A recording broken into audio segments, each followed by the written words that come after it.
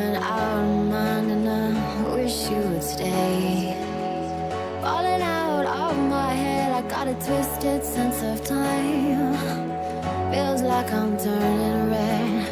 Feels so alive, alive, alive, alive, alive, alive,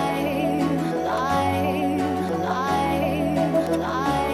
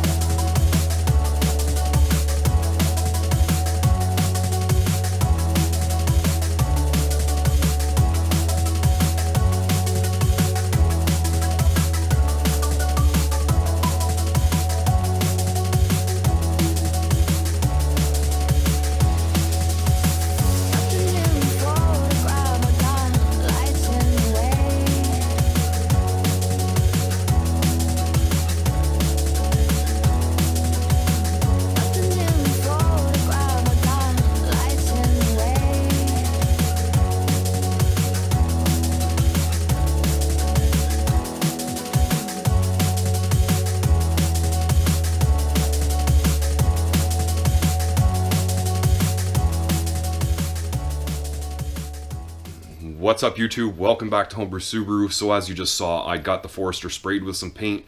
I had to go through and drill out all the fender bolts and then retap those. I thought I was just going to reuse M6 bolts, but that wasn't working out very well.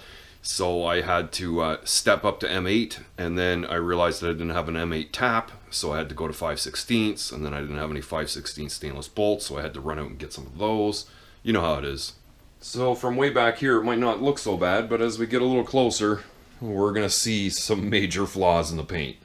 First thing is like these great big waves going through it. You might start to think that was a run of paint and just too much paint put on the hood. But no, that's my lack of sanding and how deep I had to go sanding just to try and level that off. And those marks are everywhere. The amount of dust this time around is definitely more. And I tried to clean as best as I could in here, and I knew I was going to get dust. But it's like little stringy things like that you can kind of see. Most of the sanding lines are out of it. The fenders actually turned out pretty decent. They have tiny little runs at the top of them. But this fender looks really nice. And even with the few flaws that this one has, it still looks really good. And I did get this bracket all welded up and painted and properly attached. You can see how much it actually retains the fender. Obviously a lot of cleaning needs to be done, but you can kind of see what the two-tone change is from front to rear. The roof literally looks like it's been hit by a hailstorm. That's how bad it looks. But it's pretty up high now because this is my eye level and I'm 6 foot. And then I am planning on putting something on top of the roof bars to kind of hide a little bit of that. But the A-pillars and going up along the top is really nice and smooth. And you can kind of see here at the back, I do have a line that goes back off to the spoiler. And I may get a little pinstripe to go over that or something, I don't know. Got the spoilers all done. I just sprayed everything to coat everything. And that's the way it's going to be. And well, I can't back it outside to see what it looks like in the real light because there's no engine. And I still have to pretty much put the front together, but I've been working on the headlights as well. And even though they are extremely hazed over, I have had these in the oven and taken them apart. I've removed the inner guts off the lens, kind of chiseled or broke off the orange reflector that goes in place on the lens here. It's actually glued in place, and you kind of break it out of place, and then it leaves little bits of the orange reflector left, and you just take some sandpaper and take that off. I blacked out the chrome that was in behind, and then you can just kind of see the center reflector there. I blacked out the center of it to kind of give it more of a pupil kind of look in the headlight, if you know what I mean. Now I'm just going to go ahead and polish these up really quick. I noticed on the Impreza, after polishing those, I sprayed them with clear coat, and it has done an amazing job of keeping those lights in really good condition. It's been about a year now that I did that, so these ones are going to get the exact same treatment. More or less, I'm trying to match up a bunch of the look from one vehicle to the other, obviously. I do have the original headlight, or the LED bulbs put back in, and then some new amber bulbs to put into those spots there. And then the headlight surrounds are all done, painted, and I have the grille done, but we'll wait until these are all done and put back together before I show you that. Now these are quite old and the plastics have taken plenty of rock hits, but you can see what an amazing difference polishing makes. Well, needless to say, it looks a lot different.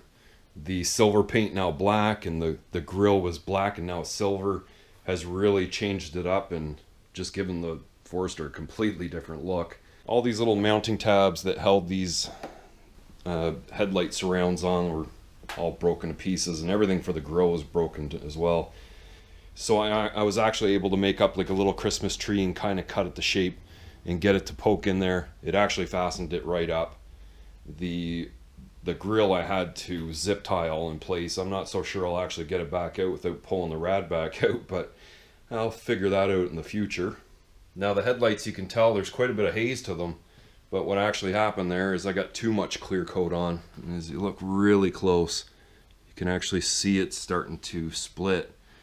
So what I decided is I want that stuff to really harden.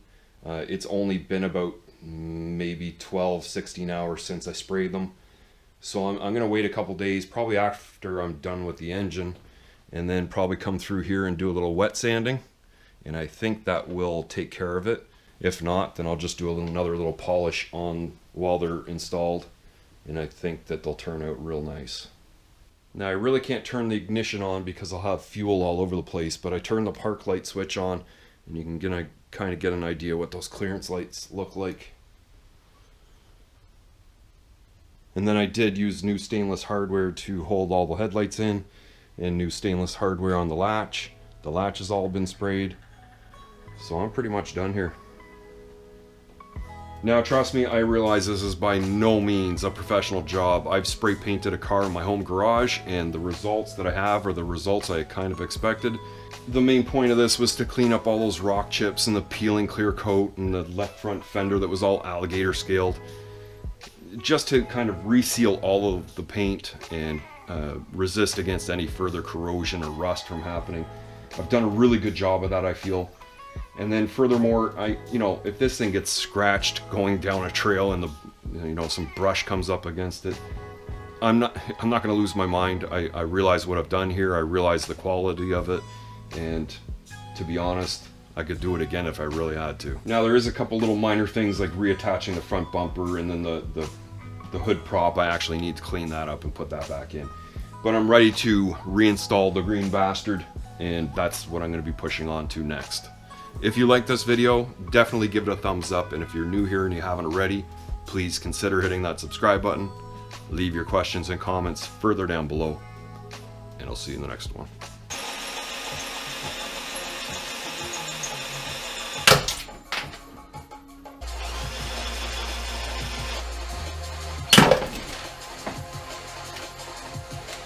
Oh.